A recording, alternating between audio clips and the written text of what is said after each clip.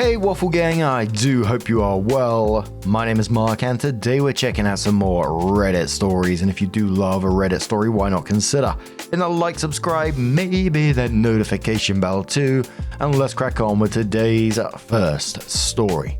Much love, guys. Now today's first story comes from Inevitable Branch 806 from the TrueOffMyChest subreddit. And it says, I, 21 male, just nuked my toxic family's group chat at 2 a.m. I'm officially the black sheep, and I've never felt better. For context, I come from a culture where family elders are basically treated like untouchable gods. You're expected to just lower your head and take their abuse to keep the peace. I have an aunt who has a massive, bitter inferiority complex because I'm doing well at a top university and building a solid future. Today, at a major family holiday gathering, she walked right up to me, physically kicked me out of nowhere, looked at my dad and asked, "Did you pick him up from the trash?" In the moment, my brain totally froze. I didn't say anything and just took it. But tonight at 2 a.m, I finally snapped. I typed out a message in our core family WhatsApp group, which includes all my aunts, uncles, and my grandmother. I called out exactly what she did, told her that I was done dealing with her pathetic jealousy, and ended it by telling her to go fix your own fucking life instead of bothering me. To give you an idea of how crazy this is, in my culture, swearing at an elder in front of the whole family is a literal unforgivable sin. My phone is going to explode with angry calls from relatives when the sun comes up. But the absolute best part, my dad congratulated me for finally standing up to her. So the aunt isn't just a shitty person who said something cruel to OP. She physically kicked him at a family gathering and asked his dad if he'd been picked up from the trash in front of everyone. And I don't blame OP for freezing in that moment because that's pretty fucking shocking. But what I found interesting in this is the 2 a.m. message. It wasn't impulsive. OP didn't just do it out of impulse. It might look impulsive, but OP has been sitting with that humiliation for hours, stewing on what happened in that moment, and then finally thought, you know what, fuck this. And I don't blame OP one bit. Obviously I can't talk from the culture side of things because I just don't know, but for me I'm just like, yeah, fair play to you, you know. But the dad congratulating him in the end in this is absolutely huge because it suggests that the family already knows that this aunt is a huge problem. It really does piss me off that the dad didn't do anything in that moment. Imagine watching someone kicking your son saying that shit. I'd lose my head. And we know, and OP knows, that this isn't going to be over, so this update should be pretty interesting. But French says the best part about this is having your dad's support.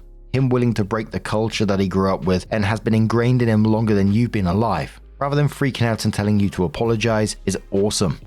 Usually these posts end in being abandoned by family. OP says, yeah, my parents were tired of her shit too, and they were seeing what she was constantly doing with me. But to maintain the peace and all, they didn't do anything, which I was honestly disappointed. But I finally took matters into my own hands and sent that text. Bro Protein says, just because someone is older than you doesn't mean they cannot be a shitty human. So you did the right thing. Now stand your ground and do not fall for people trying to manipulate you to apologize. Apologizing that too from my side. Not gonna happen as long as I'm alive. Outrageous says update me, but why didn't your dad call her out? OP says this, and I'm really mad at my parents for this. Honestly, they should have supported me, but anyway, I did their job by calling her out. Alcove says, lol, sounds like your dad was tired of her shit too. Good on you, man. OP says he was for a long time, but kept his mouth shut. The commenter says, is Psycho your mum's sister or dad's sister? OP says, my mum's sister. The commenter quoting my dad congratulated me for finally standing up to her and then says, why didn't he stand up to her? If someone physically kicked my son and called him trash, my head would explode on them. My son is 32 and I'm 68, and I don't care who it is or how old, that kind of treatment is unacceptable. What was her end game? What's the motivation? Are all of the elders in the family narcissistic? OP says, wish my dad would be more like you, but he isn't. I just don't know what her end game is, but all I know is that she's humiliated me in one way or another every chance she got. So OP does come in with an update and says, first off, thank you to everyone who commented on my last post. Growing up in a culture where elders are treated with the utmost respect, I really needed to hear that I wasn't crazy for finally defending myself after my aunt physically kicked me and called me trash. So here is the update. Turns out I literally slept through the family war. To clarify, I sent the text from my mum's phone into the maternal family group chat. The absolute funniest part of this entire situation. The group chat was a raging war zone all that day, but my personal phone was completely silent. Not a single relative has had the guts to actually message me directly. I don't know if they're terrified of confronting me one-on-one or if there is some other reason. Here is what went down while I was asleep. My mum sent a massive message listing out years of this aunt bullying me at different family events, making fun of my university, calling me names, etc. She explicitly told her siblings she doesn't care about having the good person label anymore and shut down my aunt's claim that I'm just complexed. She basically said, "You broke my son's patience and I'm standing by him."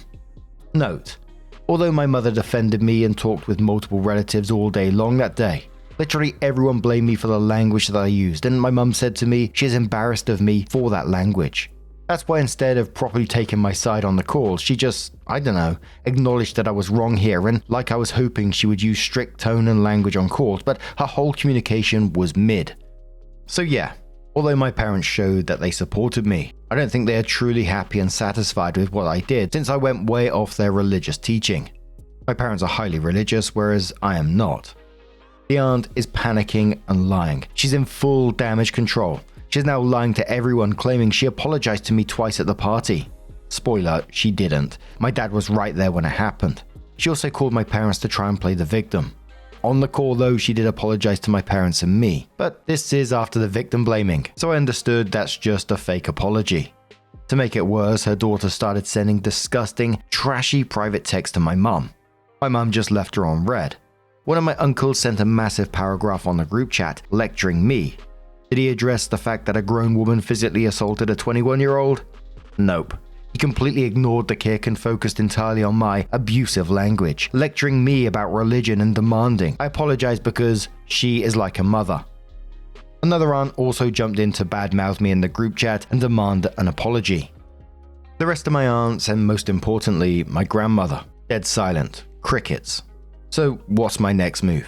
Absolutely nothing. I'm not sending a single reply, and I'm definitely not apologizing to someone who assaulted me just to make my uncle feel comfortable.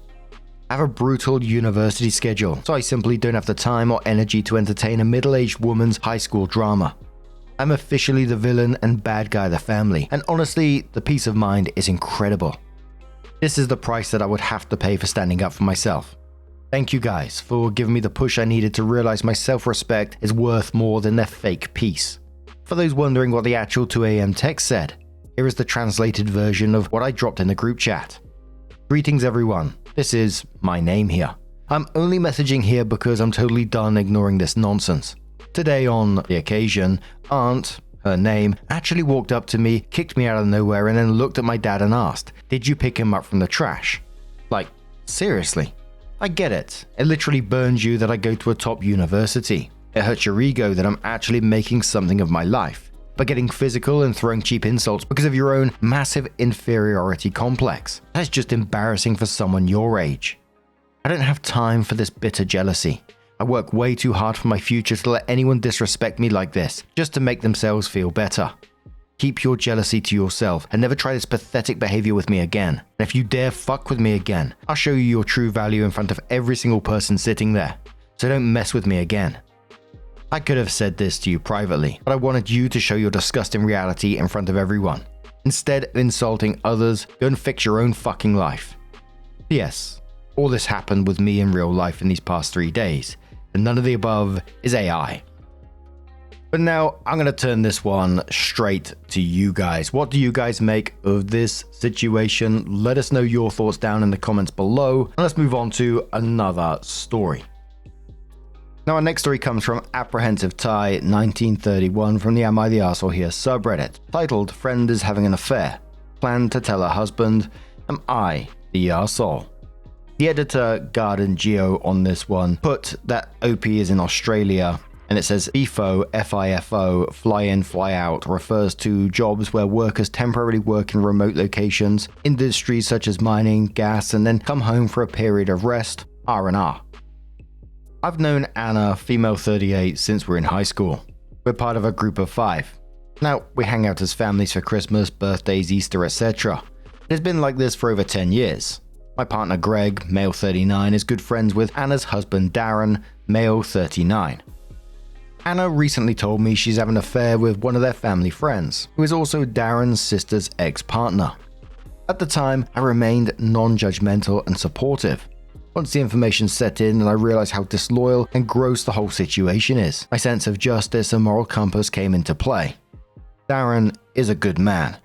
Anna says he's a wonderful father and husband, but she just doesn't feel the connection with him anymore, despite faking it the last 6 months to keep her secret under wraps. I know keeping this from Greg may backfire on me if he found out I also hid the secret, so I told him. He is shattered for his mate, and it is eating at him. I've told Anna that Greg knows. She's pissed at me for the betrayal, expecting me to take it to my grave. She knows they're catching up soon and Greg plans to tell him. Anna has not asked for a separation because they have an overseas trip coming up in October. She has told me financially that she can't leave. Keeping in mind she regularly gets expensive treatments like Botox and taking roids to have her look her best. We want to tell Darren about her affair in 2 weeks. Will we be the arseholes? Now, I don't think there's much to say on this one apart from, of course, you wouldn't be the arseholes in this situation. Darren deserves to know for multiple reasons. Obviously the betrayal, but then you got the, potential STDs, all this kind of stuff, his health. And like always in these stories, this information will come out at some point, and like you said, if he finds out that you guys knew, he'd be absolutely devastated. Commodore says, why are you waiting?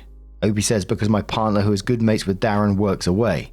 He's back in 2 weeks. He feels like it's a conversation that needs to happen in person, particularly if Darren gets angry or really upset. My partner wants to be there for him. Commodore says, you're doing the right thing by waiting. It's not something that anyone should find out about via text. Commodore says, you shouldn't have told her that you told your partner. Now she can do damage control and make you both seem like liars.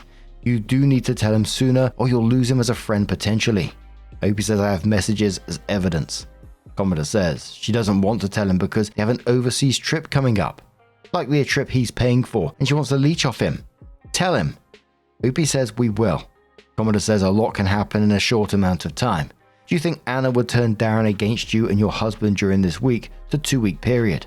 I've seen crazier things happen overnight, to be honest. I'm leaning more towards not the arsehole because you intend on telling him, and I agree that this is more of an in-person conversation.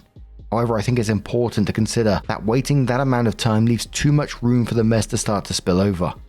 Overall, this is going to be hard on Darren, and I'm sorry he'll be going through this and that you'll have been looped into a mess.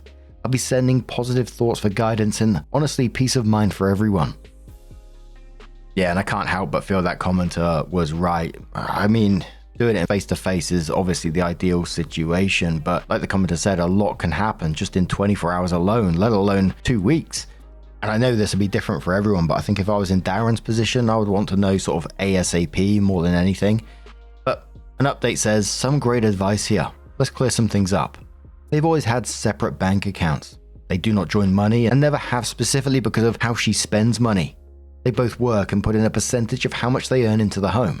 She does not have access to his money and will not be able to clean it out in the 2 weeks. I know for a fact he keeps a very close eye on the credit cards. While we were away and she was buying unnecessary things like clothing, she made sure to only use her card, not the credit. She says he will question her about it since they're trying to pay off the house and save for the trip to Bali. We're in Australia and laws are different. Things will more than likely be 50-50 financially. Greg can't quickly fly or drive back from work. It's a 13-hour drive one way and a $600 plane fare. He is FIFO. Fly in, fly out, and cannot leave until R&R begins. While we all live in the same state, Australia is pretty damn big. She told me directly she wants the kids to be 50-50. Anna has never liked kids, and while she loves her own, I think the thought of them having them full-time sounds like a walking nightmare to her. The person she's having an affair with has lunch with her locally sometimes while she is on lunch break from work. They've run into acquaintances multiple times. He comes for a family dinner twice a week. The kids have caught Anna sitting on his lap before while Darren is not home. He comes over when Darren is on night shift while the kids are in the home. Anna has apparently been able to cover up by telling the kids that she does his injections and that it's private, so she administered them behind locked doors. He's also on roids and she is a nurse. They Darren did ask if I thought she was cheating back in January due to her sex drive suddenly becoming very heightened at the time, and I thought it was because of a recent surgery she had. I don't think it'd be too hard to convince him, and I'd say he has an inkling already. As Anna has said over the past few months, he has become possessive and jealous, for obvious reasons. The family trip planned in October is with another family friend and their family for the husband's 40th birthday. They have split activities, accommodation, etc. I think. We do need to keep in mind that Darren may choose to stay and work it out. In this case, Greg and I will be put in a very awkward position and possibly be removed from the group, which I'm okay with, but a little bit disheartened at the thought of losing people I spent the last 20 years with. We have moved the meetup to the day Greg flies in Tuesday. If he was flying home sooner, it would have been done sooner. While it's shit, I've had to sit on the info, guys. By the time we confront him, I'll be told exactly 2 weeks and 3 days. Greg and I agree. In person will be best for this particular friend. So then OP comes in with what they titled their final update and says, first and foremost, thank you for all the advice. I feel the general consensus is that we are not the arseholes. We were dreading catching up with our friend Darren, as we really did not want to be breaking news of this magnitude to him if there was an option for him to either come to the realization himself or her to come clean. Darren texted me Sunday that he had caught her. Greg and I still saw him and offered as much support as possible. She definitely watered down her bullshit, but Greg and I have told Darren what we know, which he has said he's extremely grateful for. She did not apologize or provide reasoning, but simply packed her bag and left. The kids stayed with him in the family home. The children were distraught and Darren seems a broken man. At least now the ball is in his court and he can see Anna for who she truly is. Darren is a mess but has plenty of people surrounding him, including her family and friends. As for mine and Anna's friendship, I've decided I'll be removing myself from it and no longer in contact with her, nor do I plan to be. I know plenty of people deem me the arsehole for betraying a friend's trust, but was she really a friend, blaming and guilting me after making me complicit in her own deceit? I did not mention in the post that Anna had told me the following morning that it was good I knew, because now she could use me as an excuse. I don't owe loyalty to a friend like that. As for the group, I have messaged them about my stance and why I will be removing myself from Anna. Again, the ball is in their court. It's their decision if they choose to continue a relationship with her. Who the bloody hell was saying to OP that they'd be the arsehole for betraying a friend's trust? Surely it worked the other way as well, right? Because she'd be the arsehole for betraying Darren, who's also a friend in this situation. And that's the real betrayal there. I gotta say though, in the very first part of the post, my eyebrows were near on the roof when Anna told OP about the affair, and it said, at the time I remained non-judgmental and supportive. It's like, what the fuck? But what do you guys make of this situation? Let us know your thoughts down in the comments below. Let's move on to another story. Now our next story comes from FirmShare3 from the Am I the Arsehole subreddit, and says, am I the arsehole for not helping brother buy a home? Oh yes, you read that right. For context, even when I, 44 male, was a child, I was incredibly into owning property and designing houses. I work as an architect and am doing quite well for myself. Bought my first duplex here in Germany a long time ago, where I rent out both parts. Then I own 2 houses in Italy and 1 in Spain. 2 of them are getting rented out as holiday homes, while the last one I use for vacations and rent out a room to a friend of mine. So I have a lot of passive income at the moment, but only after a lot of time and money investments and refurbishments of these houses. I rent in New York City at the moment as my job has made me move here temporarily. My brother, 48 male, does an apartment. He has a family with 2 kids and my wife and I are childless. They are currently looking to purchase a house that fits all of them nicely. While they have found their dream house, it's out of budget for them. Meanwhile, my wife and I are about to buy our 5th house, this time in France. It's going to be one of our largest purchases yet, significantly larger than anything else we have done. It's a great deal on the property, however, and ideally what my wife and I want to retire in. When having a family FaceTime with my siblings and parents, I brought it up. Initially, very happy for me. My brother mentioned how he needs a larger home for his family and how I should give up on this opportunity to give him money for his house and spend the rest on refurbishing their new home. I just laughed and said flat out no. Edit, I thought this was a joke. This was apparently the wrong move. My entire family turns against me and starts berating me. After 10 minutes of them taking turns telling me to buy my brother a house, I said I'd think about it and left. I'm a bit of a pushover, so after talking to my wife we agreed we could wait and buy their house and rent it out to them at no profit. Apparently this was insulting to him, having his younger brother be his landlord, and my parents said I should just outright give him the money we had been saving. I told him to piss off and started moving forward with the paperwork on our house in France. After talking to my friends, they said I should put family first and it's not like we're struggling for money. Now I'm confused. Am I the arsehole? So the first commenter said to OP, not the arsehole, you shouldn't have to pay for your brother's house. He should live within his means. Besides, money between family members can be a more dividing issue than most. Commenter says, absolutely not the arsehole, and on top of that, beggars can't be choosers. I find it insulting that they were insulted that you offered to buy their dream house and rent it to them for zero profit. Commenter says, everyone sucks here. Your brother is clearly greedy, but you don't need 5 fucking houses. That really screws with the market. Commenter says, you're the arsehole. Your brother is embarrassed, asking for financial help and you laughed at him. Offering to rent to someone looking to buy a family home is not a solution, as you'd just be trapping them in the rental market instead of helping them get out of it. I understand buying and redesigning property is your passion, but then deciding to keep these properties as summer Airbnb rentals instead of reselling them is damaging to the European rental and property market. Opie came in with an edit after this and said, this edit is super late, but I want to clarify my brother does have money for a 4-bedroom house. He isn't broke, just not enough money for his dream house. The dream house is approximately double as expensive. Opie had some comments and details in there and says, I usually don't get upset about posts like this, but I just wanted to share. I grew up in East Germany. I did not grow up in a wealthy family. I had to work hard and insane hours to get where I am today. My wife grew up in an area not far from me, and she had to work incredibly hard too. He is by no means poor. He wants a house that's out of reach for him economically. I was willing to compromise. Opie says, thank you for your comment. There are a couple of comments here I'd like to respond to, but yours seems best to me. It is a bit of an upsetting situation for me actually. They've used my holiday homes before free of charge and have college funds for his children and my sister's child. I bought his family an SUV and his second child was born. I think we're reaching the point where he thinks I'm more of a bank than a brother. Opie also says, I'm educated as an architect. I didn't want to go into too much detail with my work life as I might get recognized, but at this point it's probably too much information anyway.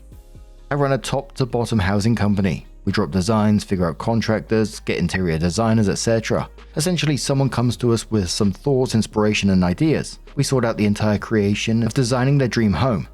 It's mostly logistics, but I still get to work my passion of designing. Worked as a full-time architect for many years before that though.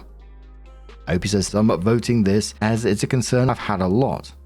My wife was the first to bring it up to me. The Spanish house is our vacation house, while the 2 in Italy are being rented out, but they aren't in big cities.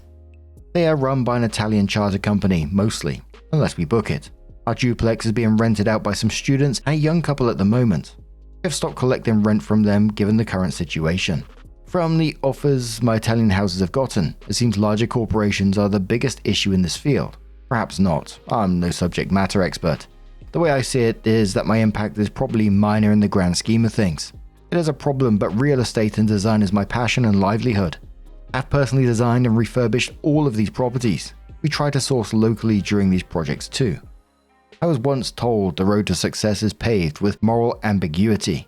It's hard to live in a world where success is praised, but the actions to achieve success are not always morally good ones. So it was 2 months later that OP came in with her update and said, my wife and I discussed and thought you guys deserved an update. After the clarity I received from my initial post, it feels therapeutic for me. It's been a bit of a wild month since then. We took in a lot of your advice regarding the situation, but it ended up even more chaotic than I expected. Shortly after the post, when the pandemic in New York got worse and worse, I ended up back in Spain. After having a conversation with my friend in this post, I decided I'd made the right choice. We're moving forward with a house in France currently.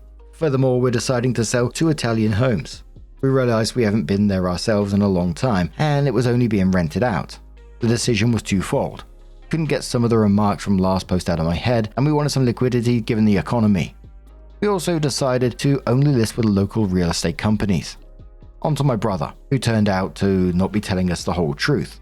A week after the post, his wife calls me asking to reconsider. Turns out there was a reason, but my brother didn't want to tell me. So I told her he either tells me himself or I won't even consider anything. A week later, he ends up calling and tells me everything.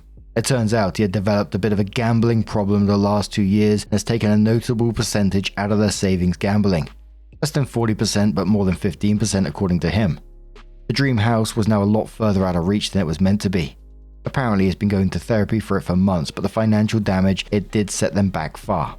My parents knew since the start, and I knew my brother was having marital problems a couple of years ago, but I never asked why, as he and his wife were very secretive about details. Turns out this was the problem. Apparently my parents had told him to ask me, but asked too much from me. So when he rebutted with smaller ask, I would be more inclined to accept. Had an incredibly harsh conversation with my parents. They feel like I owe the family, and it's more their money than mine since they raised me.